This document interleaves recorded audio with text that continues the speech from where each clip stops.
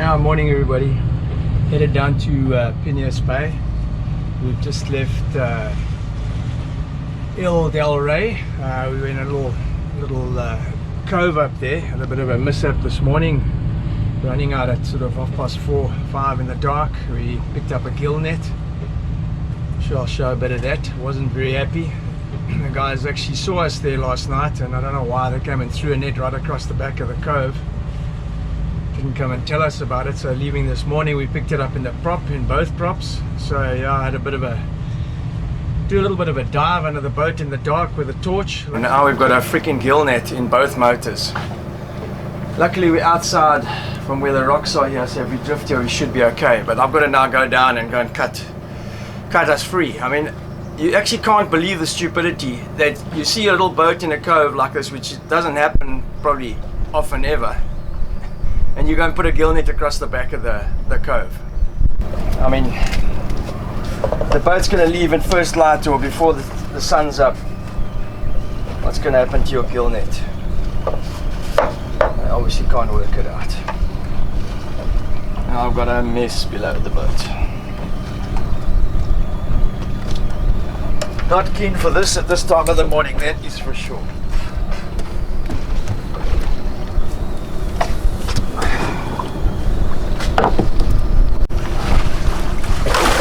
Yeah, one thing's for sure, these modern cameras make it look a lot lighter than it was, and you're actually facing towards the upcoming sun. But under the boat it was pretty dark. Yeah, and leaving the cove looking into the darkness, it was super difficult to see these little buoys that were bobbing on the surface, and unfortunately we had the misfortune of running over the gill net, and yeah, obviously the damage was done. I fortunately heard the buoys hitting the bottom of the boat as it picked up in the props, and managed to shut it down pretty quickly, so that stopped any further damage. And yeah, the tangle wasn't too bad. Fuck, arseholes.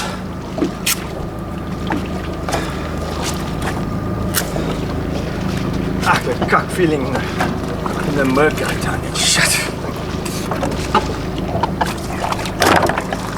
Fucking idiots.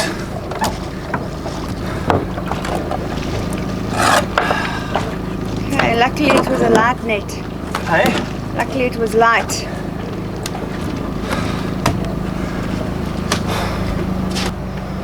Absolutely zero fucking brains.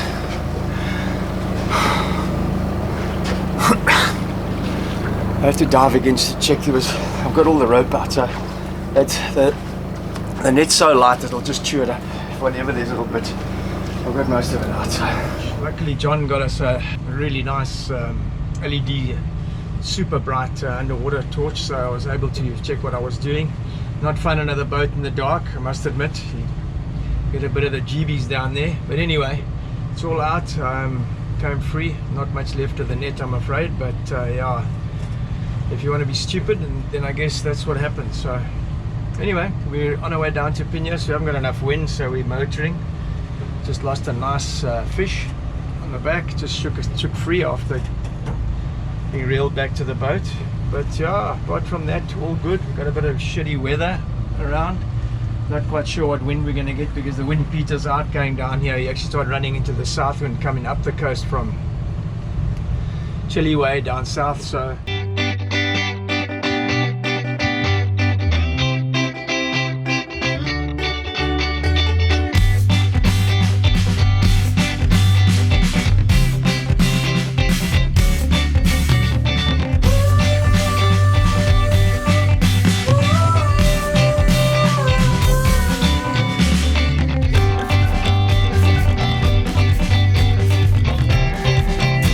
you're with Nexus Offshore Adventures.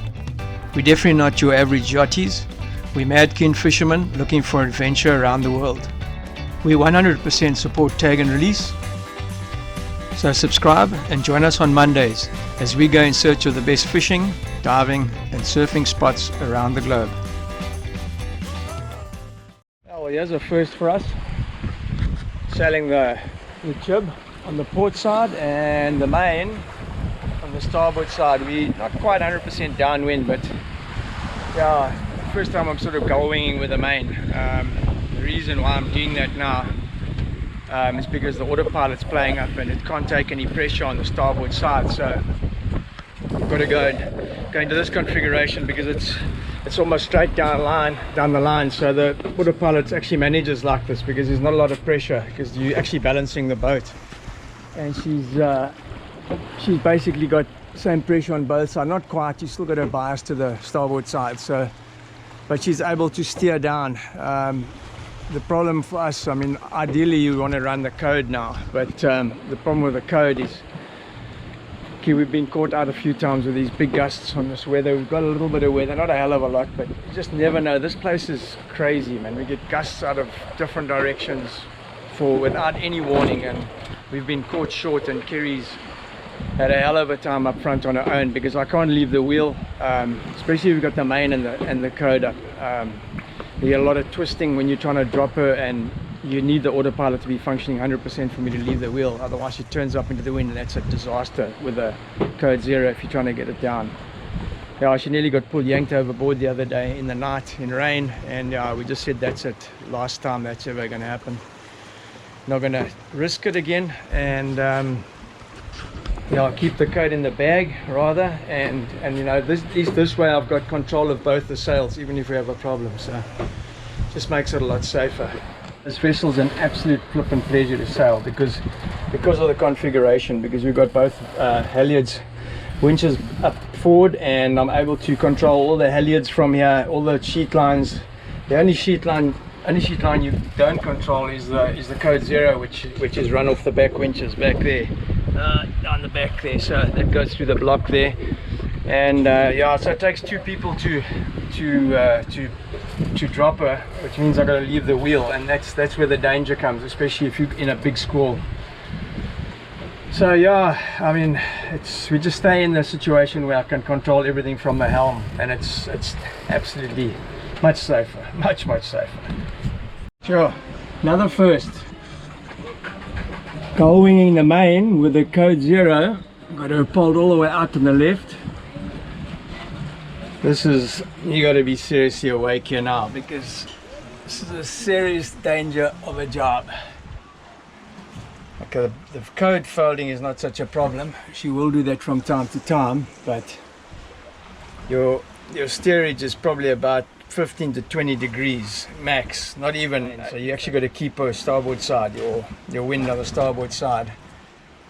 But yeah, I'm trying to get to Tropic Star Lodge, which is in that bay there, and the wind's coming almost directly behind us, and we're running out of time. Our ETA is 6:51. I've never been in there, don't really want to arrive there in the dark, but it's looking like that's what's going to happen. So yeah, we're trying to pull out all the stops to get a bit more speed. We've got a little bit more wind here, and it's definitely helped a lot, but yeah, I'm going to have to be super careful steering her like this, although I can pull her pretty tight on the sheet line on the main, but yeah, it's a nerve-wracking one, but geez, it works. We got 8.5, we're doing almost 6, so I'm doing up to 6.67 knots on the runs.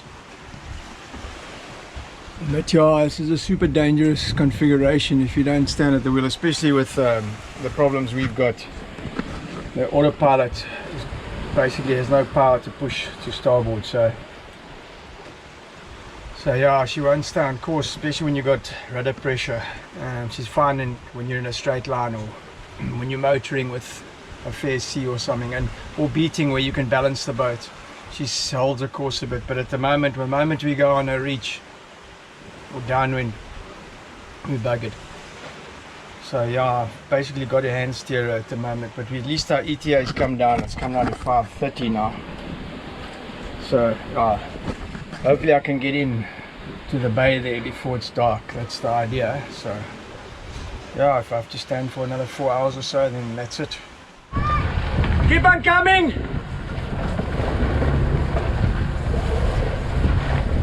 This freaking sail, I tell you what, this has been our nightmare.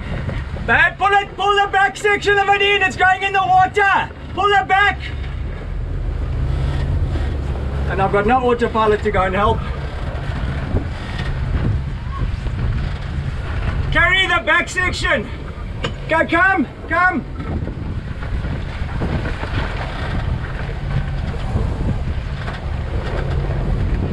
I don't want your back to go in the water. Just wait. Hold it there. Yeah, I'm at a huge error trying to go up front, but I was seriously worried about the sail getting hooked up in the water and getting pulled out of our hands from the other side. So I took a chance to go up ahead, but the vessel turned back up into the wind again, and then we really had double the problems. Hang on. I'm trying to get down. Hang on. Get it there, hold it, babe, hold it. I'm coming around, pull it down. Yeah, you can see here what happens as the boat turns up into the wind and the apparent wind starts to go up as you head into the wind. The pressure comes on incredibly and it's impossible to hold on to the sail, even with that small amount that's out there at the moment. Don't worry, just pull it down. Okay. This is exactly what had happened when we were halfway through trying to fill the code 0 originally, and had the sheet lines absolutely ripped out of my hands, smoked my hands completely, and then ended up with a tangle around the forestay, and an absolute mess, which transitioned into us having to drop the sail eventually after getting the tangle unraveled. But it meant dropping it as is, which is super dangerous. Keep pulling. Oh my god, this freaking sail. Oh my head. Man, my hands are toast. It's so burnt. I'm coming, just hang on, this thing won't stay on auto. Just get downwind a bit. Shit. I've got the motors flat out. Now gunning the boat straight downwind takes more pressure off the sail because you're going with the wind, and lessens the strain on the sail when you're bringing it down.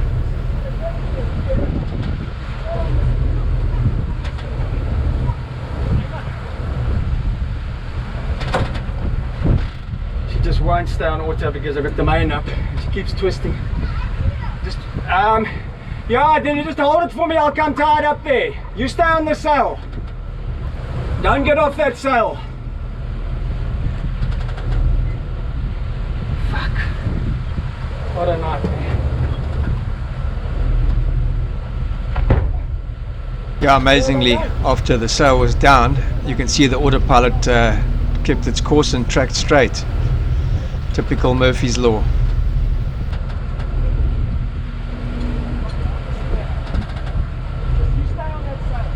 Yeah, it was a matter of squaring the halyard away, which was now tangled around the spreader, and then getting the sail back in its bag.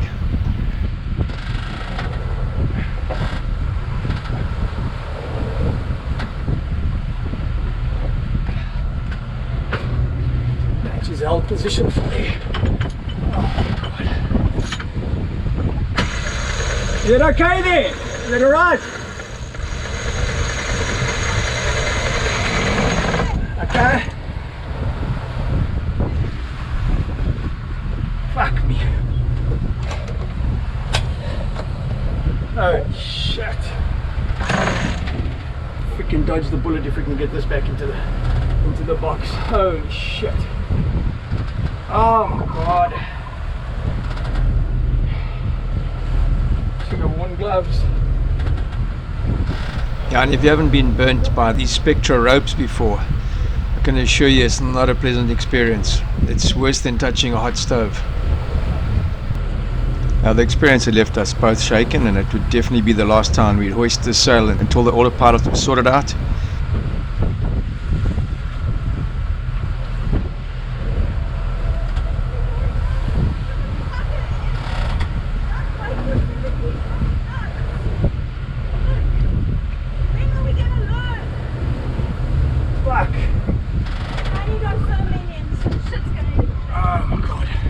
Last time we put that up with a main. Check this shit. That's gonna hurt tomorrow. Like in this hand as well. Should have had gloves on. Oh my god. Oh my head. Anyway. Fuck this thing, I tell you what. It's gotta be the most freaking dangerous sail. Line with two up like this, I think we finally learned our freaking lesson. Crazy. Freaking hell of a day today. What do you say? Yes. Yes. Exhausting day. Started off 5 in the morning under the boat in the dark, trying to cut a net out of the props. And then we had a really lekker relaxed sail until halfway through the afternoon when this wind jumped up suddenly up to 17 knots. And a freaking hell of a time with the code zero. No, we decided to put the code zero up much earlier. Poor Kerry, man. And then it suddenly hit 17 knots, which we were saying we should take the code zero down, and I just knew. Anyway, we had to do it because the wind just seemed to be picking up, just getting more and more. So went to the front of the boat, ready to pull it in, and yeah. Those are balls up. Like a nightmare. Anyway, hands are covered in blisters. Kerry luckily stayed on the trampoline and didn't go overboard. Yeah, Oh, I had freaking to put scary. her in, and we just pulled her in, and she just wasn't raveled at all. She just came down just as is, and Trevor just said to me, lie on her and just stay on top of her until he could get other stuff under control. Is the sail also a her? Can't call it a her, it's called it's a birthing person. Yeah, she lay on top of the birthing person, you know? Those fucking stupid Democrats. Anyway, yeah, let's not go down that road. Yeah, anyway. we got it done, but freaking hell, My man. nose was shot. I was finished. That's the 5th time I've tackled that thing, and I'm not going to do it again. I'm Yeah, not. that thing's got to stay in the bag. I think it's just too dangerous, man. If you got consistent winds, it's fine. And you got 3 or 4 hands. But man, when that thing gets a pocket in the top, you start to try and bring it down. The more slack you give in the halyard, the more she takes off, and she takes you off this trampoline like nothing. Anyway, so yeah, hopefully that's the end of our ship with that, with the code zero. Yeah. Anyway, we're about an hour out of Tropic Star Lodge, the 2 Sentinel Islands up ahead. There they are there. I don't know if you can see them here. I'm going to go through the gap and around the corner, hopefully into sheltered freaking parking. Yeah. Coming into Tropic Star Lodge. The mountains here. The wind's obviously going to push shit with the mic. These are the 2 Sentinel Islands. Yeah, hell of a day. Hopefully we get some good shelter here. Really pretty. Trying to keep out of the bloody wind. The other Sentinel. Very different feel, and yeah, hectic current as we're coming in as well. And the fishing grounds aren't very far out apparently, and yeah, quite difficult to get here. I mean, I've got to come by boat, and I'm sure they must have a chartered flight or something that brings all their stores and their people to come to the lodge. I don't know how else I'll get here. Definitely in need of a stiff dip tonight, because that was quite a story. But anyway, we're here safe and sound, and it's going to be interesting, and dying to see this lodge. Apparently it's stunning. That's the little point going into Pinas Bay. So happy to see this point. And it's grassy flat on the other side. Shit, the brick. Thank goodness we made it here before dark. We made it safely. I'll drink to that. Fucking hell. I don't know what you can see there, but there's probably 5 or 6 on there. I've got a massive one over here, a couple on the insides, some lovely blisters. But yeah, if it meant we got here safely, it was worth it. Oh, flat water at last. Holy moly. Coming around the corner.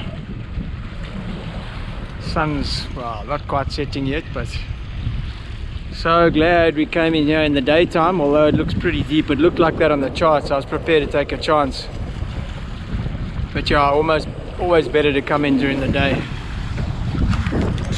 Super stoked we're here. Shit, I always wanted to come here. But the marlin's over, but apparently the sailies start at the end of the month, so maybe we'll stay for that. My beloved's still in one piece after battling the monster on the deck.